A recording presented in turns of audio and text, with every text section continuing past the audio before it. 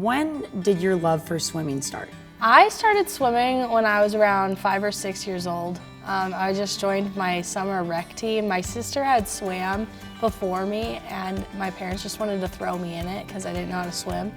And so I was swimming only during the summers until I was about 12.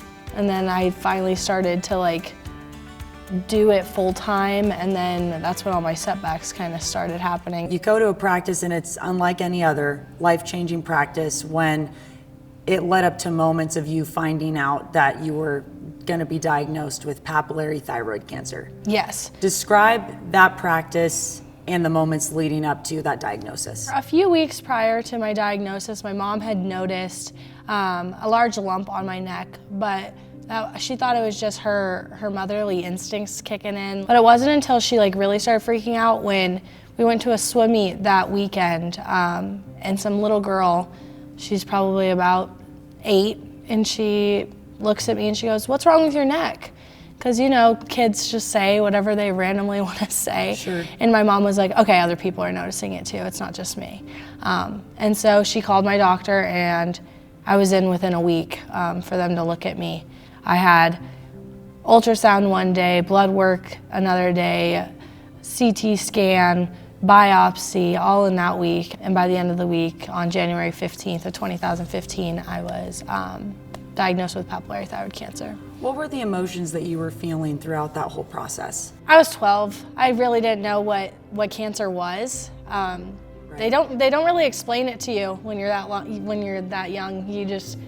You know that you have a sickness, but you're not comprehending the depth of how impactful it is. Once all the surgeries and the treatments started happening, that's when it kind of hit me a little bit more what was going on with me. But yeah, it was a life-changing event that happened to me. Most of the kids in my grade were having sleepovers and participating in sports, and I was in hospitals. So that's where it kind of hit me a little bit more. A couple months later, Coach Andy Johns Yes.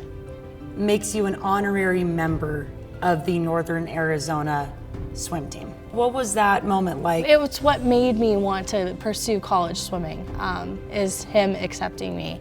Because the moment that I had my signing day, my honorary signing day, I had half the team there, and from there on out, they were there for me from then on. I was getting texts from them, they would FaceTime me. I'd come play ultimate frisbee with them up here, so it was like I was a part of the team without having to do all the work. But swimming was just such a big part of my life, and to have it kind of swiped away from me and having to constantly be in and out of the water, watching them succeed and watching them do what they do gave me hope to keep going. And so I had a list of goals that I wrote down for myself, and every time I achieved one of those goals, I would cross it off.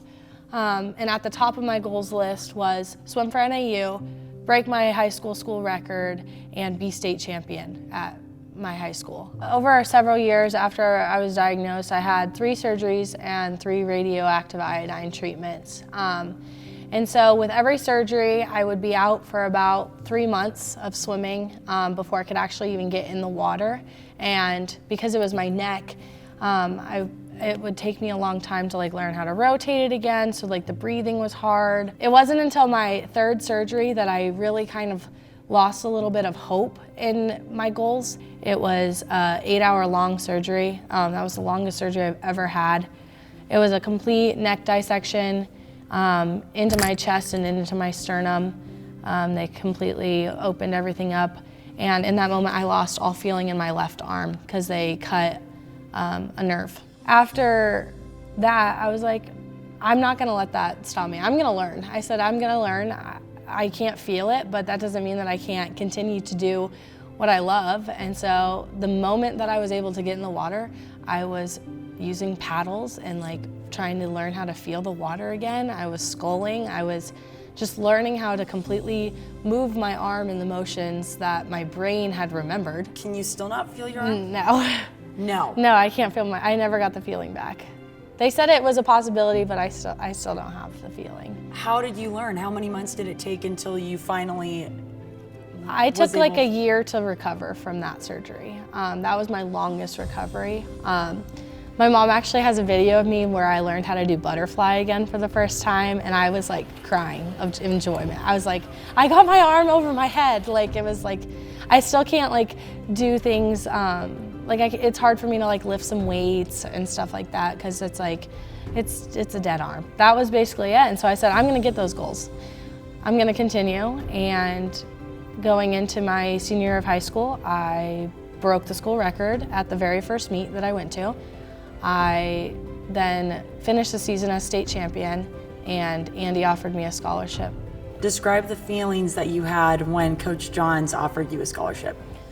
Oh, I was ecstatic. I was like, I knew I wasn't as fast as many people were out there at the time, but I knew like what I'd been through and the setbacks that I've had, and that's the reason why I was so far behind everyone. Especially the girls on NAU. Like there's some speedy girls on my team. I think Coach Andy saw me more than my speed. Like I was fast, but there was also just like my positivity, my spirit, my cheerfulness. Like I'm the loudest person on that pool deck. I really am, and I think that outweighs a lot of things for me, and for Andy to give me the opportunity to continue for 4 more years and finish what I didn't get to have when I was younger. It's a big deal for me. You're still battling this fight with papillary thyroid cancer. What would you tell kids that are going through exactly what you're going through or something like that? There's more positives in life than negatives. It's just you gotta find the positives and the reason that you're doing it. You have to find your why. And my why is to encourage others. That's as simple as that. So for kids, they just need to know that there are problems, and it may seem like the end of the world at the moment, but there's always a way around it. There literally is always a way around it, and you can achieve anything that like you want to do, despite what you're going through. To that point, if you could go back and tell yourself when you were initially diagnosed, a few months in, feeling that uncertainty, that you would be able to get a scholarship, that you would be swimming with an arm that you don't even feel nerve in, and you're finishing it, what do you think you would have said?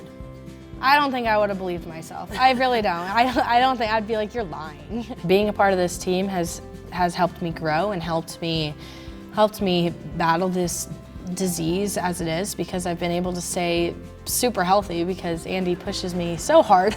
And I couldn't have done it without them. It's so hard to comprehend like the strength that it takes to get through all this. I think I just take it one day at a time, and that's how I do it. I say that I'm climbing this mountain, and once I graduate, I think I finally reached that top, and I can look back over all of the battles that I've been through at that top of that mountain and know that I did it.